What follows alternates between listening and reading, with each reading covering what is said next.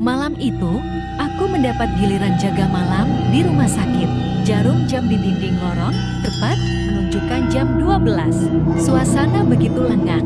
Hanya suara dari mesin medis dan gema langkah kakiku yang sesekali memecah keheningan. Aku melangkah masuk ke dalam lift, berniat menuju lantai 3 sendirian.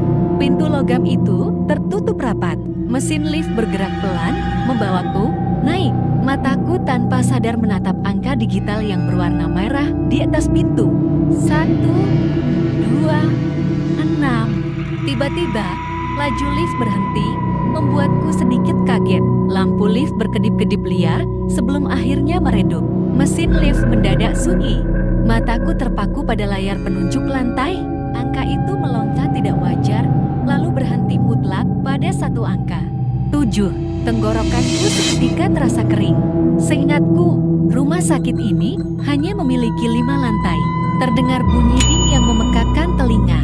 Pintu lift terbuka perlahan, berderit memecah kesunyian. Pemandangan di luar sana bukanlah bangsal perawatan biasa. Gelap, tidak ada lampu neon yang menyilaukan. Hanya cahaya kehijauan yang redup menyorot dari ujung lorong panjang yang tampak tak berujung. Aura mistis yang menyelimuti tempat itu sangat terasa, seperti ruangan yang sudah puluhan tahun terkunci. Bulu kuduku berdiri. Aku membeku di sudut lift, menahan napas, dan tak berani melangkah keluar. Tepat ketika pintu perlahan bergerak menutup, sebuah tangan pucat menahannya. Sosok itu melangkah masuk, seorang perempuan mengenakan gaun rumah sakit yang lusuh. Kepalanya tertunduk, rambutnya tergerai menutupi sebagian wajah.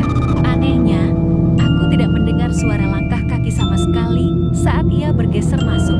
Lift kembali bergerak turun tanpa ada satupun dari kami yang menekan tombol.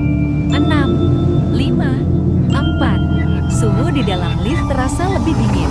Udara terasa membeku, menusuk hingga ke tulang. Perempuan itu berdiri kaku, tepat di sebelahku. Namun perlahan ia mulai mengangkat kepalanya. Melalui pantulan pintu lift, aku melihat wajahnya yang pucat dan sepasang matanya gelap, kosong menatap lurus ke depan. Lalu, bibirnya yang membiru bergerak perlahan. Suaranya tidak lebih dari bisikan halus yang menggema tepat di telingaku. Harusnya, kamu ikut keluar di lantai tadi. Lift mendadak tersentak dan berhenti. Pintu lift langsung terbuka. Tanpa membuang waktu, aku keluar.